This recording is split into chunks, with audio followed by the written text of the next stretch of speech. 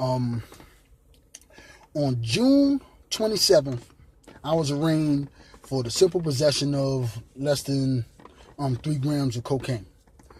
On that day, I fired my lawyer.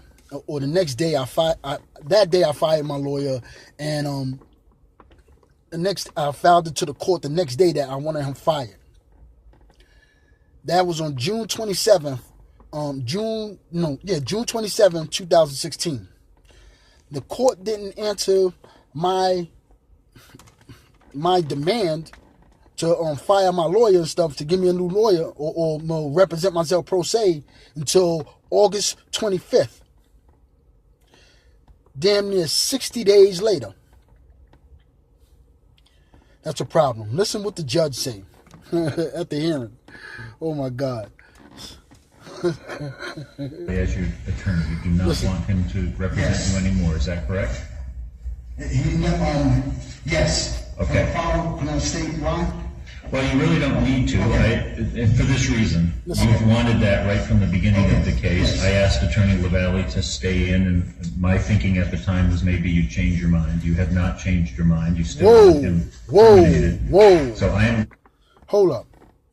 The judge just said, you said from the very beginning that you wanted to fire your lawyer, but my thinking was that you was going to change your mind, so I kept him on. But I see that you changed my mind, so now I'm going to let you fire him. But during this time span, when I did not want this individual represent me in no way, shape, form, or fashion, right? Due process says that I'm entitled to a probable cause hearing, a dispositional conference, which they were supposed to file for a dispositional conference immediately after I was arraigned upon the entry of my not guilty plea on on June 27th.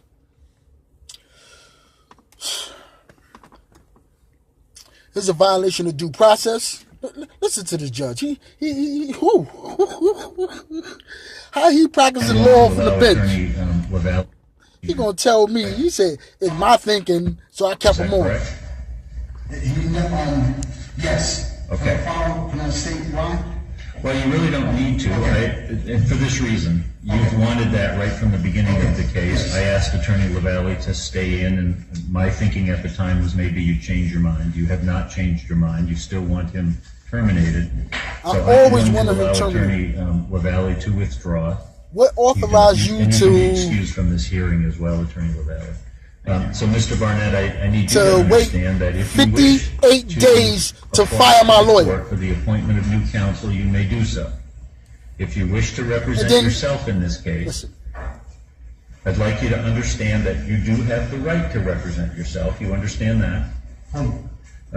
Although it would be probably more wise for you to get a lawyer, because you do have the right to an attorney under the Constitution. You understand that? Is the Constitution the supreme law here? That's a good question. It is in this court. Yes, it is. The Constitution is the supreme law in this court.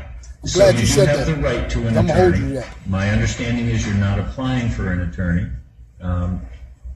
So I simply want you to understand that at any point during this process, from now until the conclusion of your case, you can apply for an attorney and one will be appointed for you. Do you understand that?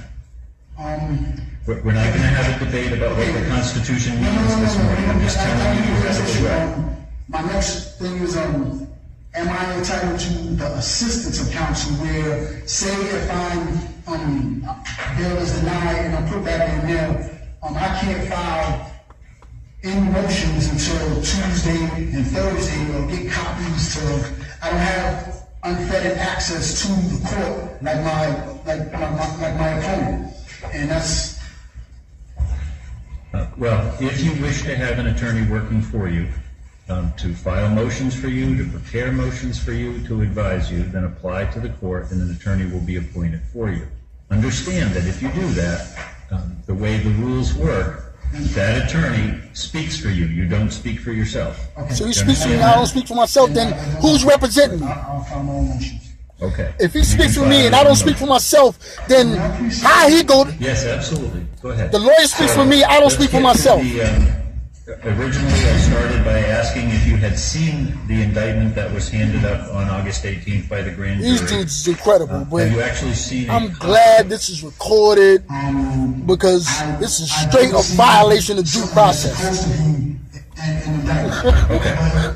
So what I'm going to do, I'm going to read this indictment to you, and I'm only going to ask you if you understand the nature of the charge. I'm not asking you if it's true or anything like that, only if you understand the nature of the charge, all right? Yeah, not a problem. So the indictment handed up by the Stratford County Grand Jury in August of 2016, August 18th of 2016, charges Kushar Barnett with the last known address of 41 Belknap Street, Apartment 1.